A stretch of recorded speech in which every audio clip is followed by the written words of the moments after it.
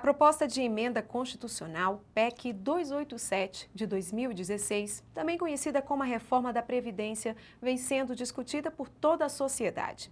Entre as propostas do governo federal está a de igualar a idade de 65 anos para a aposentadoria de homens e mulheres e outras categorias como trabalhadores rurais. A medida acaba com a aposentadoria por tempo de contribuição. O governo pretende aprovar a reforma da Previdência até o final de março na Câmara dos Deputados e poderá ter a votação concluída até junho no Senado.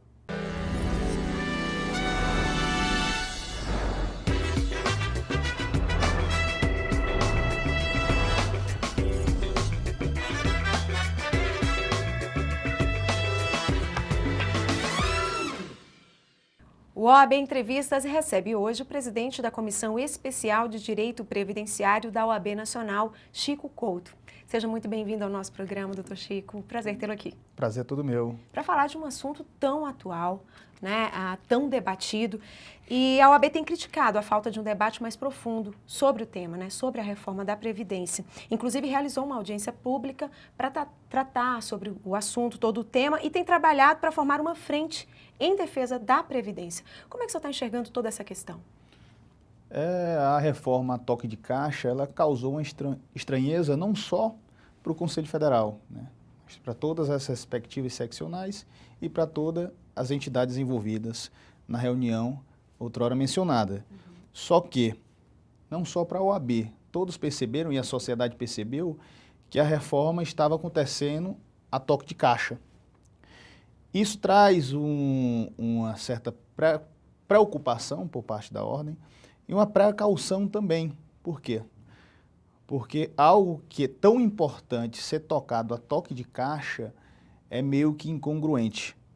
As palavras do Congresso Nacional, representadas por seus deputados, quando se referem à reforma da Previdência, são incongruentes. Por que são incongruentes? Porque dizem que a reforma é uma reforma importante para o Brasil, é importante para o cenário econômico, é importante para os aposentados, porque visa garantir as aposentadorias futuras, a frente de valorização e a frente de proteção à Seguridade Social, que é a Frente de Defesa da Previdência Social, que foi criada na reunião passada aqui, com 180 entidades, em conjunto com o Conselho Federal, com a presença do presidente do Conselho Federal, Cláudio Lamáquia, visa fomentar esse debate com o Congresso Nacional.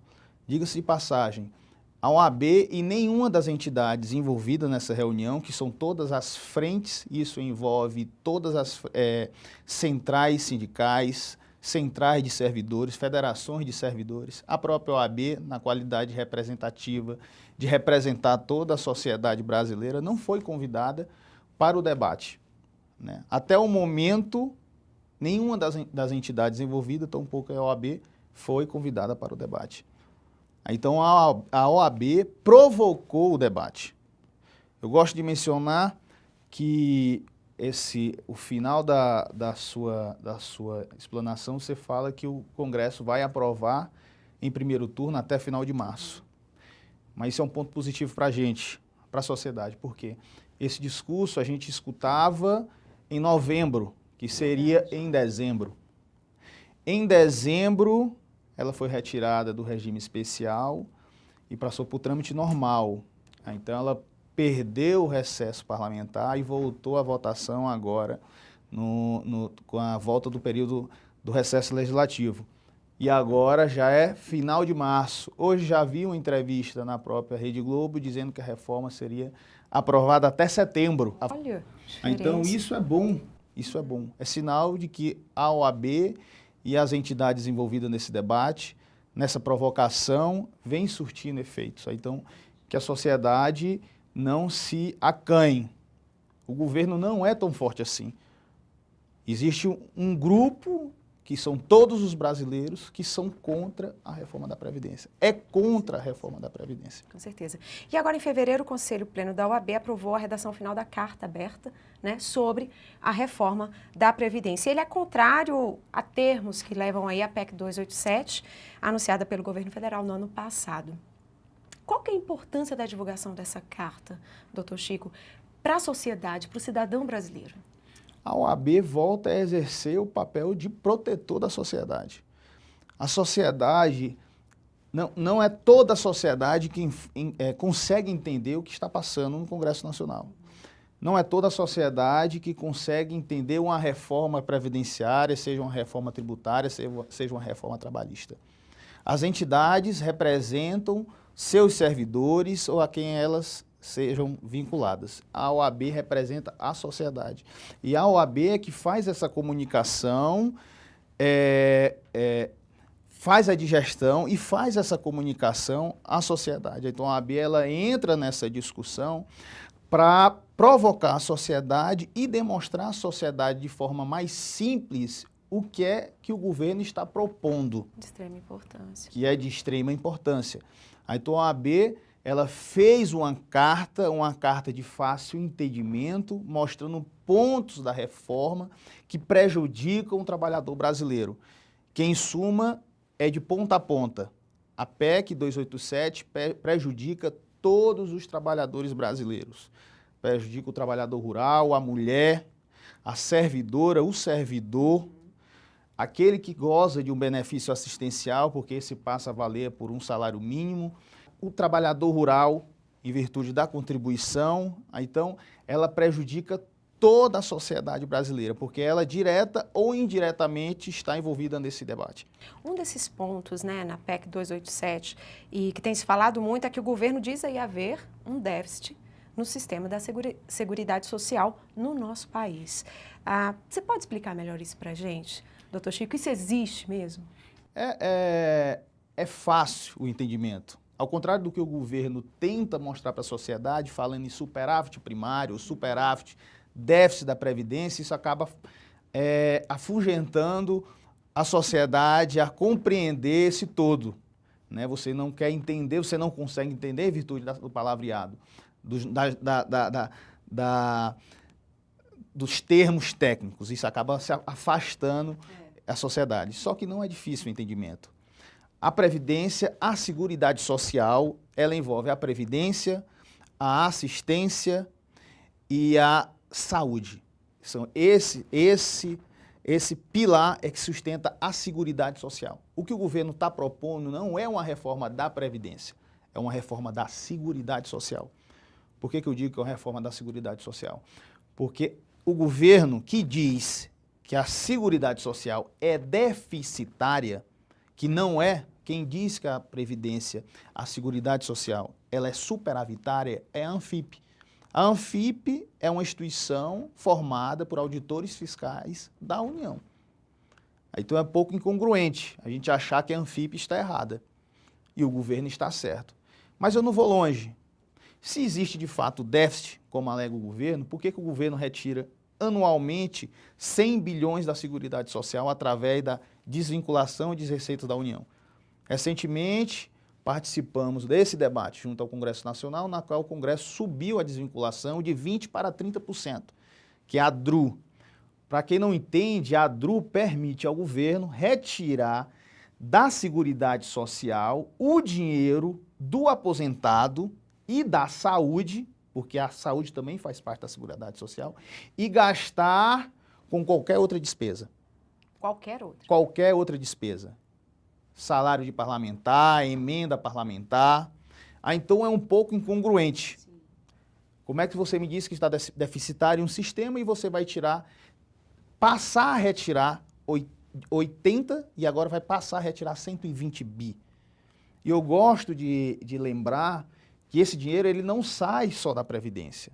Esse dinheiro ele vai sair da Previdência e da Seguridade. A Seguridade Social envolve a assistência e a saúde. A saúde do nosso Brasil, que é o SUS, que já é um sistema caótico, você tirar 80 bi desse sistema, ele vai fazer muita falta. Não só para o aposentado, mas para o SUS também.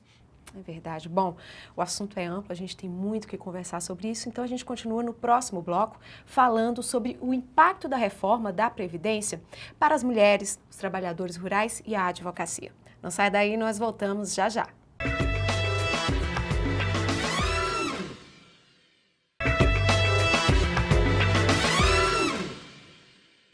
Hoje, o OAB Entrevistas recebe o Dr. Chico Couto para esclarecer pontos importantes sobre a reforma da Previdência. A gente falou muito agora no primeiro bloco sobre a reforma no geral, agora a gente vai pegar alguns pontos, doutor Chico. Durante a redemocratização do país, por exemplo, o projeto da Previdência orientou aí uma idade mínima diferenciada para homens e mulheres na questão da aposentadoria. E aí a mulher era submetida, né, ao trabalho doméstico não remunerado, isso ainda acontece, a mulher alcançou muito no mercado de trabalho, mas ainda recebe salários menores do que os dos homens. Quais seriam então as dificuldades enfrentadas pelas mulheres se essa reforma se concretizar agora? Na verdade, o governo, ele colocou no denominador comum, numa vala comum, as mulheres, o servidor, o trabalhador rural, a professora, o professor. E quando você coloca isso no denominador comum, você fere um princípio constitucional, o princípio da igualdade. Porque eu não estou dando um tratamento distinto para cada um, porque cada um tem uma figuração nesse debate. Uma juíza, ela pode ser comparado com um juiz, ela recebe a mesma remuneração, apesar de continuar exercendo o trabalho de dona de casa. Então ela ainda continua tendo essa distinção. Agora, eu não posso comparar uma trabalhadora rural com a juíza federal. É muito distante eu compará-los. O ambiente de trabalho é muito distinto. Então, uma trabalhadora rural hoje que se aposenta com os 25 anos de contribuição e o trabalhador rural goza também nesse benefício, com 30 anos de contribuição, ele vai ser prejudicado, porque ele vai ter que respeitar a idade mínima. Então, desculpa, até fazer uma correção, ele tem uma idade mínima hoje, que é de 60 anos, o homem, e 55 a mulher. Então a mulher ela vai ter que trabalhar mais 10 anos para atingir os 65 anos. Essa regra é a mesma do professor e professora. A professora 55 e o professor 60. E agora eles vão ter que respeitar a idade mínima de 65 anos. Isso vale também para o servidor e servidora, que tinham que implementar uma idade mínima e um tempo de contribuição, e agora eles vão ter que implementar a idade mínima também. Então ela pega de cheio a mulher. Por quê? A mulher ela tinha uma distinção no tempo de contribuição ou na idade, dependendo da regra de aposentadoria. E agora não, ela vai ter que respeitar a idade mínima, independente de ser servidora, independente de ser uma trabalhadora rural, independente de exercer qualquer profissão. Ela não tem nenhum tipo de distinção. Então, esse é o debate que nos desafia, porque eu não tenho como colocar a mulher numa situação tão desprestigiada, né, numa situação como essa. É verdade. Bom, então, todos os trabalhadores, né, doutor Chico? A gente não coloca nenhuma classe aí fora. Não, estão todos dentro do mesmo denominador. Esse é o grande problema. Eu não tenho como comparar e esse é um ponto que o nosso presidente levanta muito. Nosso país é um país continental. Um trabalhador homem do estado do Maranhão, ele vive, em média, 65 anos. Então, como eu vou implementar uma idade mínima para esse trabalhador? Uma mulher, também trabalhadora rural, ela vive, em média, 69 anos. Então, ela vai receber uma aposentadoria por muito pouco tempo. Eu, ao conceder um benefício assistencial na qual se passa a regra de 65 anos para 70 anos de idade, eu vou retirar a possibilidade desta pessoa receber esse benefício, porque o requisito era miserabilidade. E quem tem um requisito de miserabilidade, ele não chega aos 70 anos.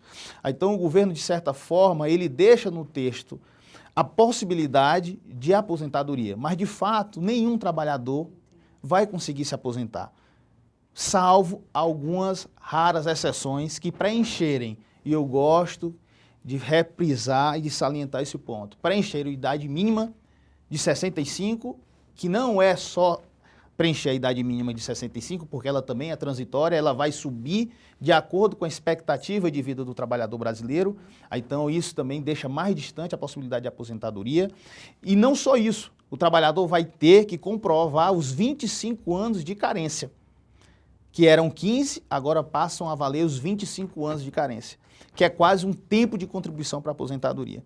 Isso, para quem tem uma filiação junto à empresa ou ao município, é fácil de você comprovar. Mas para o trabalhador rural é muito complicado. que passa a valer não só a idade mínima, mas a carência dos 25 anos e a contribuição para se aposentar. Então, essa classe de aposentados, essa classe de trabalhadores, ela não conseguirá se aposentar futuramente. Uhum. Em caso de sanção nos termos atuais, quais seriam os prejuízos e os benefícios para os advogados e para a sociedade no geral? O prejuízo é para a sociedade. Só quem sofre com isso é a sociedade. E o advogado, por estar inserido nesse sistema, ele vai ser prejudicado também. Porque a legislação muda, mas isso não muda o trabalho do advogado. Muda apenas o cenário. Mas a sociedade toda vai ser afetada. Não só aquele que vai receber uma aposentadoria ou não vai receber uma aposentadoria porque não vai conseguir adimplir esses requisitos. Mas toda a sociedade. Por que eu digo toda a sociedade? Porque quando você tira dinheiro da assistência, da saúde e da previdência, você está atingindo toda a sociedade brasileira. Quando você retira um trabalhador rural da roça, quando você retira aquele trabalhador rural por virtude dele não ter uma aposentadoria e não injetar aquele dinheiro naquela economia local, você faz com que ele deixe de sustentar uma família de 5, 6, 7 pessoas. E aí fica a pergunta, esse pessoal, eles vão morrer de fome? Eles não vão morrer de fome. Eles vão migrar para as cidades.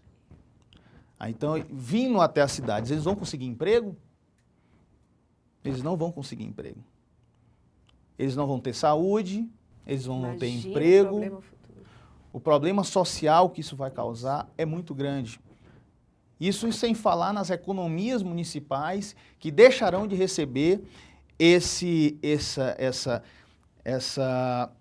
aporte econômico que vinha através do INSS. Porque 70% dos municípios do Brasil vivem exclusivamente do dinheiro oriundo do Regime Geral de Previdência, do INSS. 70% desse recurso superam o próprio Fundo de Participação dos Municípios. Então, isso vai quebrar as economias municipais, que a grande maioria são pequenas. E aí você vai fazer com que você vai criar um problema financeiro, um problema social enorme. E vai cair no colo de todo mundo, vai cair no colo de todo brasileiro. Um caos, né? Um caos. Verdadeiro caos, doutor Chico. Só para a gente fechar esse bloco, o texto que tramita no Congresso sobre a reforma, ele contém irregularidades, ilegalidades? Se contém, quais são, assim? Primeiro, a reforma, ela faz uma revisão de benefícios, né? Uma revisão de benefícios, ela é a última reforma que se pode acontecer. Você faz primeiro uma revisão de custeio. Você primeiro atinge aqueles que podem pagar ou cobra aqueles que não pagaram. Isso, aí você faz uma revisão de custeio, uma revisão de gestão, responsabilizar quem fez a má gestão da Previdência Social, quem fez a má gestão da Seguridade Social. Você faz uma revisão de custeio.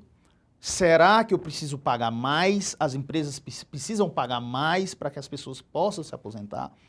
Porque o que a Anfip diz é que não, que o dinheiro é suficiente.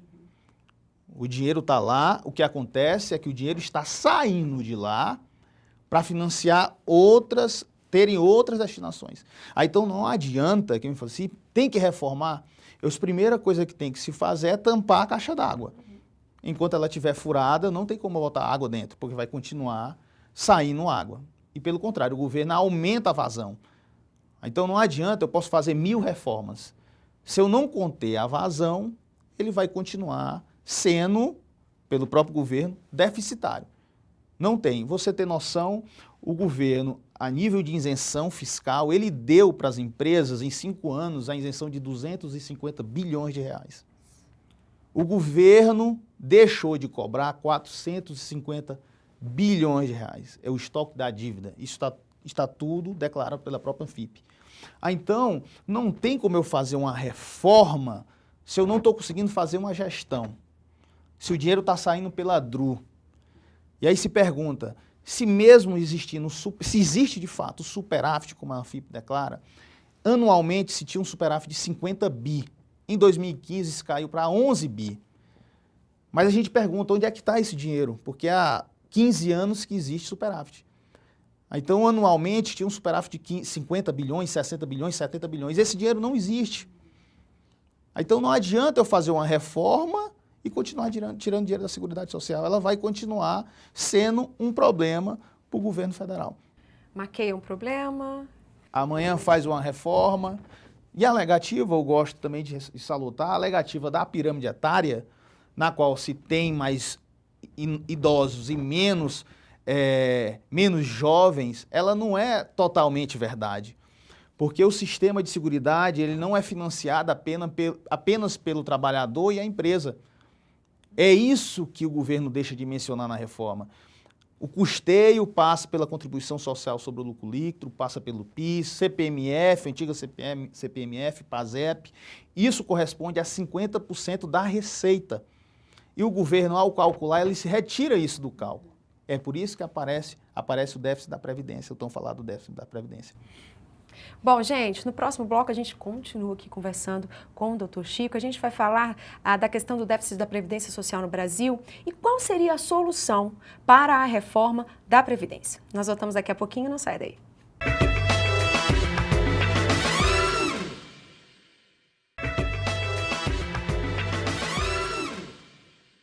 De acordo com o governo federal, o principal objetivo da reforma é conter o crescimento dos gastos da Previdência Social.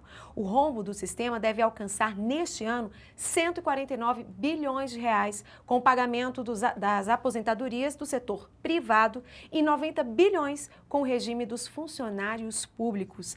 Essa conta matemática aí que muitas vezes embaralha a cabeça da gente, né, doutor Chico? Na sua opinião, essa reforma vai ser suficiente para acabar aí com o chamado déficit da Previdência? O que a gente tem que separar o estudo por bloco. O governo não fez isso. Existe o regime geral de previdência, que eles recebem aposentadorias e pensões do INSS, assim como os benefícios assistenciais. Existe o regime próprio de previdência. O regime próprio de previdência abarca os servidores, aqueles que detêm cargo. Né? Os militares também têm um regime especial que ficam dentro do RPPS. O RGPS, ele é superavitário. A Anfip diz que anualmente existe um superávit dentro do regime geral de previdência. Então eu tenho que tirar esse sistema da discussão, porque se ele é superavitário, se o jogo está dando certo, eu não preciso mexer nas regras desses aposentados, ou quem vai se aposentar. Eu preciso mexer onde é deficitário. No RPPS, que abarca os servidores, as servidoras, e tem que existir uma reforma da Previdência. E é bem mais razoável que eu consiga igualar até uma aposentadoria de uma mulher, de uma servidora mulher, de um homem servidor, de um juiz federal, de uma juíza federal, ou de uma servidora de uma Assembleia Legislativa, de um servidor da Assembleia Legislativa, porque eles são mais parecidos. Existe realmente, eles têm a mesma remuneração, apesar de não existir a mesma carga de trabalho em casa, porque no local de trabalho é a mesma carga de trabalho. Então, nesse setor, a gente tem como fazer algumas alterações. E devemos fazer algumas alterações. Por quê? Porque lá é deficitário e lá existe, literalmente, uma aproximação do trabalho de uma mulher e o de um homem.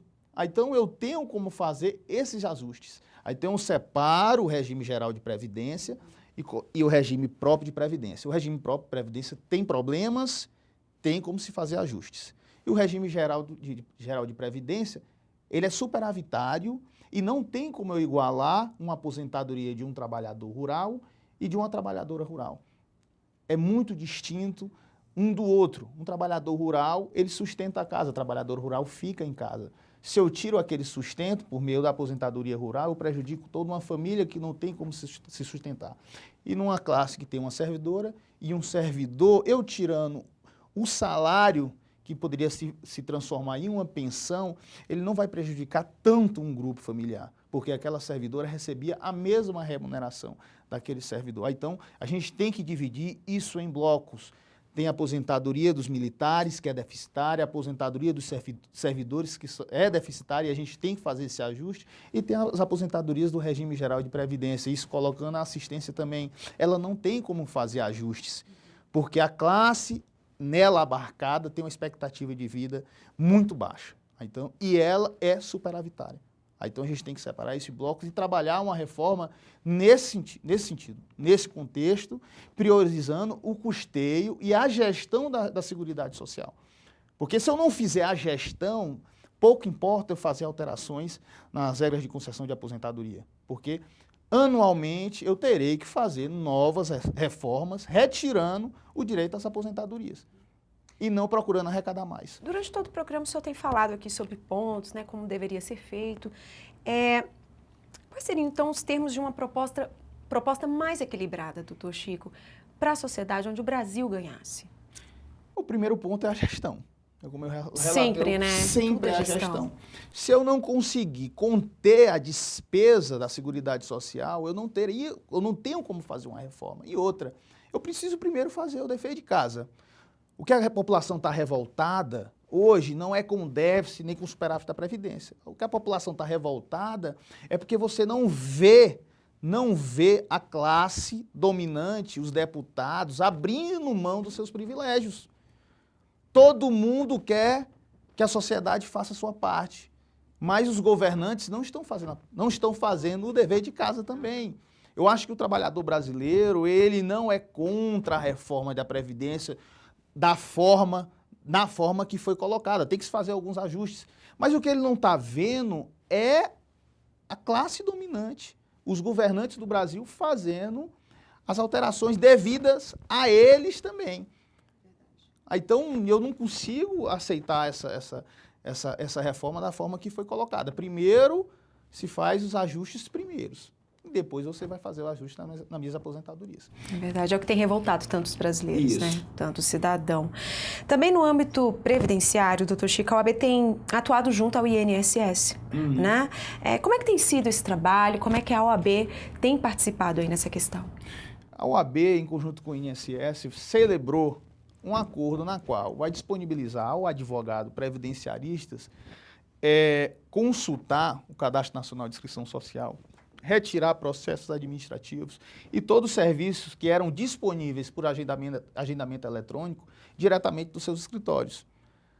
Então, o INSS vai disponibilizar uma senha master às OABs do Brasil, na qual os advogados cadastrados nas respectivas OABs poderão requisitar junto ao INSS cópia de SMED, cópia do processo administrativo, cópia do CNIS, facilitando o trabalho daquele advogado e resolvendo um problema histórico da classe previdenciarista, que é o atendimento prioritário do advogado nas agências do INSS. Se eu não preciso ir à agência do INSS para requerer essas documentações que eu mencionei agora há pouco, eu não terei mais o problema de ser atendido no INSS, porque eu vou ser atendido no meu próprio escritório. Isso já tá disponível, doutor Chico, ainda não? Não, vai ser disponível próximo mês, após a celebração formal entre o Conselho Federal e o INSS. Mas a minuta já foi confeccionada, está faltando só o cruzamento de agendas dos dois presidentes para que a gente possa fazer a formalização desse acordo. Mais um tema para ser conversado aqui no OAB Entrevistas. Esse também Não é muito. Isso aí, a gente vai vir com esse tema com certeza. Doutor Chico, eu quero agradecer a sua participação aqui no nosso programa. Eu que agradeço. Foi muito bom, muito esclarecedor, né? E parabéns ao OAB por estar sempre trabalhando em favor do cidadão brasileiro, e não vai ser diferente com a reforma da Previdência. Eu que agradeço a participação de todos aqui, de você principalmente, e a oportunidade de tirar as dúvidas dos advogados e de toda a sociedade. Com certeza, foi um prazer. Bom, gente, o nosso programa fica por aqui, termina aqui, mas não se esqueça, você pode visitar as nossas redes sociais, Instagram, Facebook e Twitter, basta você colocar CFOAB. Tem também o site da Ordem, oab.org.br. Muito obrigada pela sua companhia e até a próxima semana.